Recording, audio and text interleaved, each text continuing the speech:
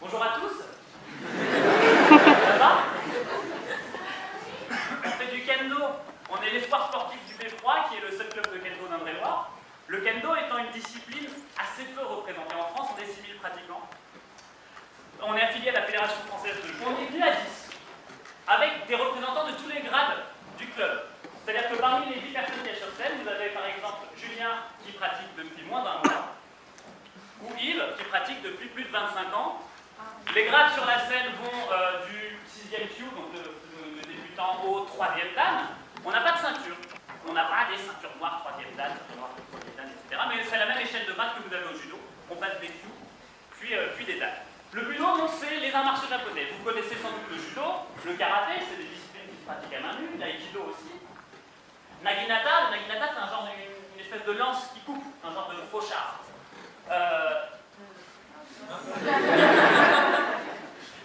Vous aviez le kyudo c'est du tir à l'arc, vous avez le jodo, c'est du bâton, il y a un certain nombre d'armes japonaises qui existent, et la nôtre, c'est la plus bonne, c'est le sabre.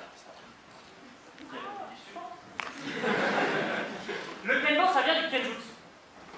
Le kenjutsu, c'est les techniques d'escrime japonaises, l'ensemble. Il y avait différentes écoles, différentes pratiques, ça faisait partie de la formation initiale du samouraï. À l'ère Meiji, lorsque les samouraïs, enfin l'importance de cette caste a diminué au Japon, lorsque l'escrime n'est plus devenue une activité vitale pour les chevaliers japonais, l'escrime japonaise s'est scindée en différentes sous-disciplines, si vous voulez. Vous en avez une qui est très peu représentée en Occident, c'est le batodo. Le batodo, c'est quoi? C'est des techniques de coupe. Vous avez des katas, vous êtes tout seul avec un vrai katana qui coupe, et vous allez travailler vos techniques de coupe sur un paillon, une espèce de rabane, comme les rabanes de plage, qu'on fait tremper une nuit avant. Je peux lancer la vidéo devant. Et ça ressemble à quoi? C'est des katas qu'on fait seuls, sur un paillon, et en travaillant des coupes différentes. Ça ressemble à ça. Le katana, ça coupe. Alors pourquoi un paillon? Pourquoi une rabane? Théoriquement, c'est parce que c'est censé, paraît-il, avoir la même consistance qu'un bras ou qu'une jambe. C'est un peu sorti là. Mais bon, mieux couper ça que des adversaires. Donc, ça permet quand même de travailler la coupe et d'être sûr que ce qu'on fait en sabre est cohérent. Une discipline qui est beaucoup plus représentée en Europe, c'est le Iaido. Le Iaido, ça se pratique seul aussi. C'est des séquences de combats codifiés, des katas, qui se pratiquent avec un vrai katana ou avec un Yaito, le Yaito étant un vrai sabre en métal, mais non aiguisé, pour éviter de se blesser. Et on a la chance, à l'espoir sportif du Beffroi, d'avoir Erwan, qui pratique aussi le Iaido en parallèle, et qui va vous faire les 3 premiers katas d'une école qui s'appelle Muso Shinten Zii, école qui pratique à, je crois, l'école du judo, un des clubs de Iaido.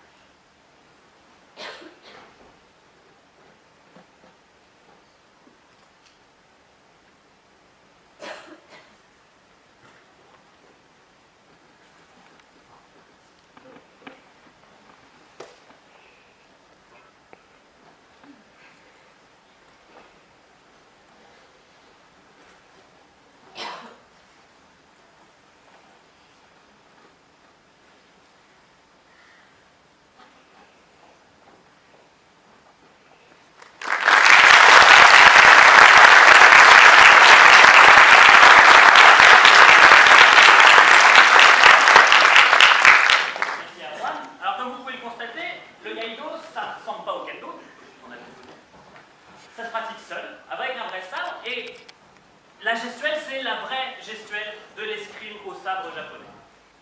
En kendo, on ne pratique pas tout à fait la même chose. Vous allez voir au cours de la démonstration, la gestuelle, la technique du kendo est plus tout à fait celle qu'on pratiquerait, enfin qu'on exécuterait si on avait un véritable sabre. Par contre, le kendo, ça reste une discipline qui est très proche de l'escrime traditionnelle japonaise par un autre aspect. C'est la seule des disciplines de l'escrime japonaise où on peut réaliser des véritables combats libres, dont la fin n'est pas connue à l'avance, il n'y a pas que des katas, contre un adversaire, en full contact, sans jamais retenir nos coups, parce qu'on dispose d'un matériel adapté. Alors ce matériel, vous l'avez vu au début. On a deux types de sabres différents. Le premier, il s'appelle le bokken. Je crois que c'est une diapo sur le bokken. Voilà. Le bokken, c'est un sabre en bois qui a la forme du katana, qui a une poignée ovale, qui a la courbure, qui a la longueur du katana. Ça existe depuis que le sabre existe. Un katana, c'est dangereux, ça coûte cher, donc quand on pratiquait le sabre, on s'entraînait avec. Le problème du bokken, c'est que c'est un sabre en bois dur. On ne peut pas porter des coups sur un adversaire parce qu'on risque de le tuer. D'ailleurs, les duels pouvaient avoir lieu au bokken. Un sabre, ça coûtait cher, on n'allait pas s'amuser à entrechoquer les lames tout le temps parce que ça risquait d'abîmer le fil de tranchant de la lame. Donc on pouvait très bien faire des duels au bokken. Un coup sur la tête avec ça, ça fait mal. Ça tue. Notre autre arme, c'est ce qu'on appelle un shinai. C'est une autre diapo aussi. Le shinai, ça existe depuis le XVIIe siècle. C'est un sabre composé de 4 lattes de bambou indépendantes, qui est très léger, qui est tout droit. C'est tenu par des lamelles en cuir. Vous avez une petite ficelle ici qui représente le dos de la lame, donc la partie non tranchante. Et ce sabre, il a la particularité d'être relativement souple. Il se plie. Et avec ce sabre-là, je vais pouvoir porter des coups sur les adversaires sans les blesser. D'ailleurs, vous avez peut-être vu les catcheurs américains qui se donnent des grands coups de kendo stick. Ça fouette, mais ça ne blesse pas. C'est spectaculaire, ça fait du bruit. Pour le catch, c'est parfait. Pour le kendo aussi. On va quand même pas s'amuser à s'envoyer des coups dans la tête sans protection, donc on a aussi une armure qui est inspirée de celle des samouraïs, avec les différentes parties de l'armure traditionnelle japonaise. On a d'abord ce qu'on appelle un tare, c'est cette espèce de tablier qui va venir protéger le bas des cuisses, le haut des cuisses. Un plastron, qu'on appelle le dos, qui va venir protéger le torse. Des gantelets, qu'on appelle côtés, qui vont venir protéger les poignets. Et un masque. Alors je dis volontairement masque et pas casque, parce que ce qui est protégé sur cette partie de l'armure, qui s'appelle on appelle ça un men en japonais, c'est vraiment l'avant du visage. C'est là que vous avez cette grille. Tout le reste, au-dessus, c'est du tissu. Parce qu'en kendo, on ne va jamais frapper en vérité de haut en bas. Même si vous voyez des gestes qui sont très hauts et qui semblent descendre, on coupe à l'horizontale. Le kendo, c'est un sport d'attaque. On va toujours vers l'avant. Et donc la coupe en kendo, c'est à l'horizontale. Pleine face. Donc c'est pour ça que c'est la partie la mieux protégée. Et avec cet équipement-là, avec un shinai, avec une armure, on peut porter les coups sans risque de blessure.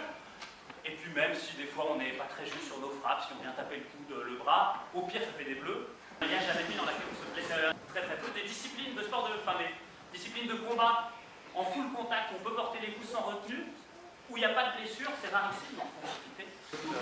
Alors, une fois qu'on a ce matériel, il y a 4 types de coups qui vont être autorisés. Je vais faire rentrer Camille et Julien.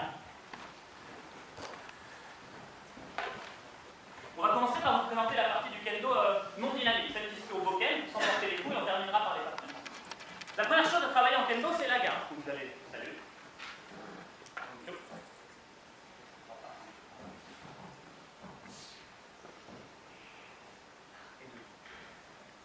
Il y a plusieurs types de gardes en kendo, mais la principale c'est celle-ci. C'est une garde moyenne. L'idée c'est que, je vous ai dit, le kendo c'est un sport d'attaque, enfin c'est une discipline d'attaque, pas de défense. Néanmoins, le sabre c'est notre seul bouclier. Donc, si Camille décide d'attaquer vaillamment Julien, sa garde va l'empêcher de le faire. Voilà, l'idée c'est ça, on va chercher ça. Il y a 4 types de coups autorisés en kendo. Donc c'est Julien qui va les faire sur. Le principal c'est une coupe à la tête, qu'on appelle men.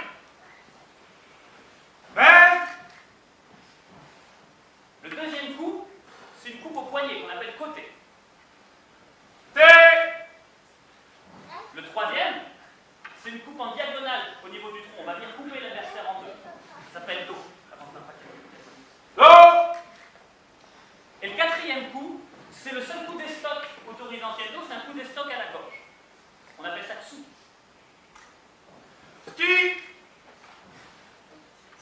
Merci, Julien, tu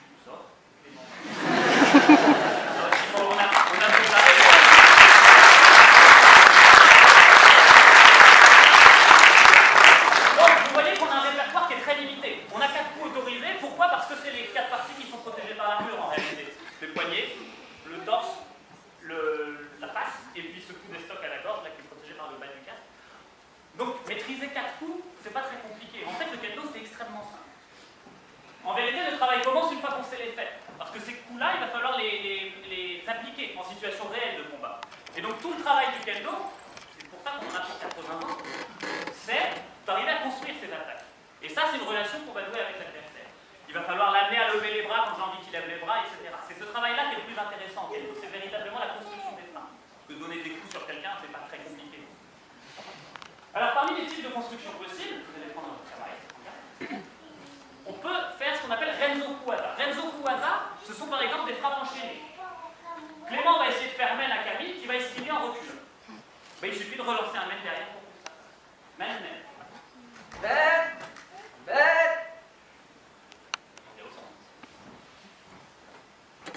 Autre type de frappe enchaînée, côté main. J'attaque le poignet pour casser sa garde. Une fois qu'il a bougé les mains, je vais faire main.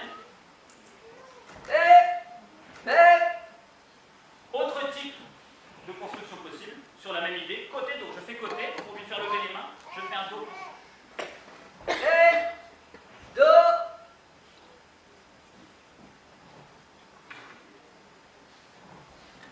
Le Ikea.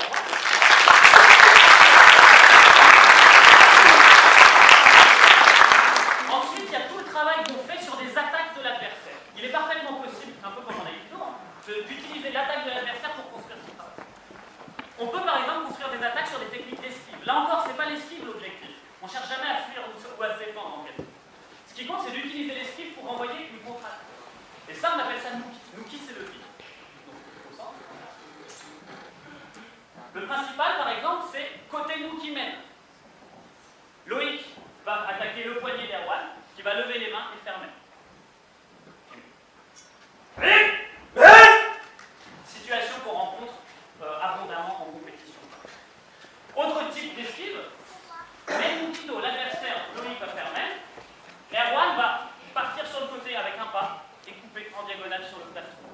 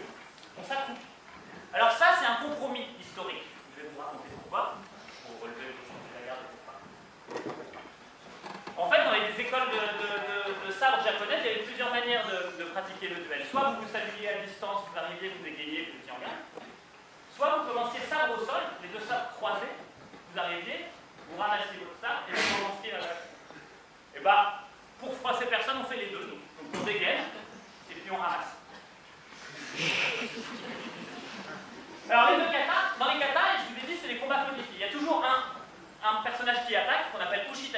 qui va être à l'initiative de tous les mouvements, donc ça va être Camille qui va le faire. Et Shitachi, c'est lui qui va contre-attaquer, c'est en général, enfin c'est toujours lui qui gagne le combat. Donc, on commence par choisir une garde. Donc vous avez garde moyenne, Shitachi va prendre une garde haute. Idali Jodan. Shitachi va répondre par une garde haute avec le pied droit devant. On va faire 3 grands pas. Camille va attaquer en criant Ya. Esquive, contre-attaque du partenaire. Camille se retraite. Et là, il va montrer que lui aussi sait prendre la garde haute avec le pied gauche devant. Il va la repousser en avançant son pied. On revient au centre. Premier kata est terminé. On casse les gardes. Le deuxième kata, il est encore plus simple. On part garde moyenne. Les deux sont garde moyenne. On fait 3 grands pas pour venir à distance d'attaque.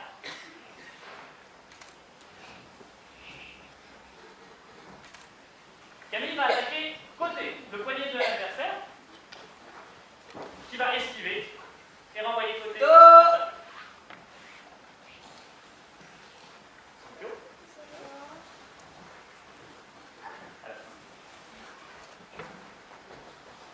Voilà, ça c'est les 2 premiers katas qu'on a fait au ralenti, à vitesse réduite.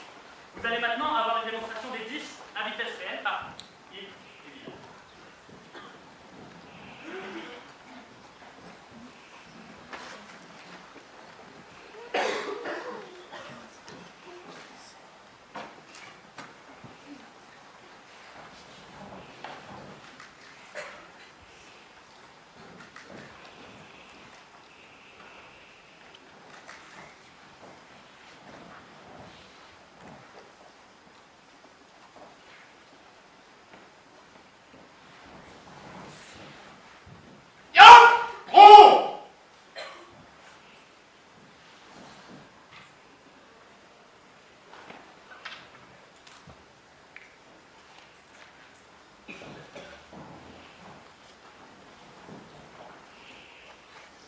Niome.